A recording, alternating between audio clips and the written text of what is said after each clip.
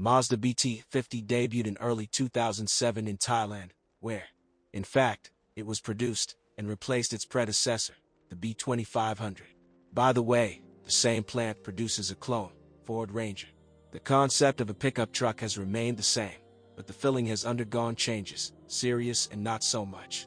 So, this pickup, despite the classic type of drive part-time 4WD and a powerful frame, is not a serious rogue. First of all, because of the long rear overhang and the heavy front end, this is especially noticeable when the body is empty. Secondly, it is not suitable for the role of off-road conqueror because of the gear ratios in the transmission, but more on that below. You can't even dream of a comfortable passenger ride in this car. It shakes on broken asphalt, like in a Chapiv cart. The root cause is the rear leaf spring suspension, designed for a load of a ton and a tail. Here we add a weak regular light of the headlights, which is absent as a class cabin filter and a huge turning radius. By the way, in some larger pickups, the wheels turn at a greater angle. Well, what distinguishes this Mazda from a delivery truck? Decent accelerating dynamics, excellent soundproofing of the cabin, comfortable seats, non-claustrophobic rear sofa in the version with the largest double-cab cabin. Other modifications were not delivered to Russia. And in the pluses we will write down numerous coasters, armrests, niches, glove compartments. In an expensive configuration, this is complemented by a decent audio system with MP3, power accessories. For airbags, air conditioning. The catalog of the model shows that several engines were offered for it, both gasoline and diesel. But we officially sold cars only with the 2.5-liter WLC turbo diesel, 143 horsepower, with a 16-valve cylinder head and a common direct fuel injection line with a Bosch high-pressure pump. And there are practically no gray copies on the secondary market, since it was unprofitable to import them. As such, childhood diseases were not noted in the motor. Yes, failures of glow plugs, some sensors are possible, but in general, given that this is a modern turbo diesel stuffed with different systems with Euro 4 economy standards, the picture is very positive. Although the methods of getting into trouble are known, the use of surrogate diesel fuel, left-hand filters, mechanical damage to the intercooler, it is located in front, at the bottom of the engine compartment. It's nice that the scheduled replacement of the timing belt is carried out with a solid mileage of 120,000 kilometers, along with an automatic tensioner.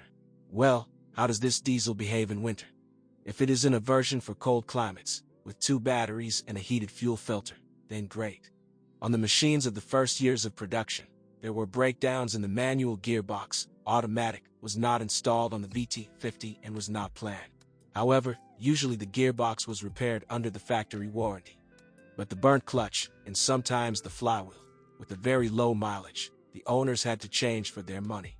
The reason is most likely not in the weak design of the node.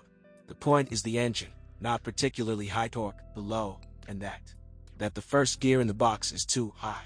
But that's not all, the reverse gear is noticeably higher than the first one. That is, it is impossible to reverse up a small hill, and it's impossible to simply start on bumpy pits without burning the clutch. Here, however, the inclusion of a lowering row in the transfer case will save. There are no complaints about the all-wheel drive transmission if an important rule is observed. The first time you can take the transfer case lever only on the spot. But after the all-wheel drive icon and the inscription RWF lit up on the instrument panel, you can switch between 2H and 4H modes as much as you like at speeds up to 100 km/h on slippery surfaces, of course. Of course, the 4L mode can also only be activated locally. For a long and happy reciprocity with the BT-50, it is necessary to periodically inspect the seals of the gearboxes and the transfer case. Not excluded that they will flow without passing even 100. It happens that the crosses of the cardan shaft fail. Basically, this happens with owners who forget to squirt them.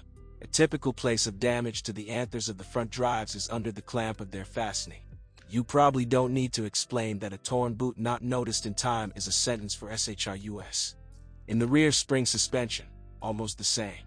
Like the ancient, armored car of the Revolution, there is nothing to wear out. Even the shock absorbers in it hold on for a surprisingly long time. Scripts don't count.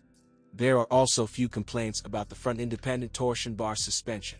Copies with a mileage of 150,000 kilometers often still have a factory suspension, unless wheel bearings fall short of such mileage. Of course, we are talking about cars that are operated mainly on decent asphalt and do not move off-road.